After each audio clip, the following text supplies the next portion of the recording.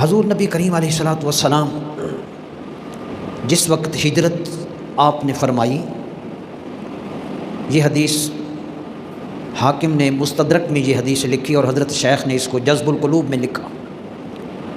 نبی کریم علیہ الصلوۃ والسلام نے ہجرت مدینہ کرتے وقت جو لمحات تھے اللہ سے دعا مانگی، سنیے۔ اللہم انک اخرجتنی من احب البکاء الی فاسکنی فی احب البکاء الیک۔ یا اللہ کریم، اگر میری سب سے پیاری جگہ مکہ مکرمہ سے تو نے مجھے ہجرت کا حکم فرمایا، مکہ مکرمہ میری محبوب ترین جگہ تھی، تو نے حکم فرمایا محبوب اس کو چھوڑ دو، اب میں دعا کرتا ہوں مالک مجھے ایسی جگہ مجھے عطا فرما جو سب سے تجھے محبوب ہو۔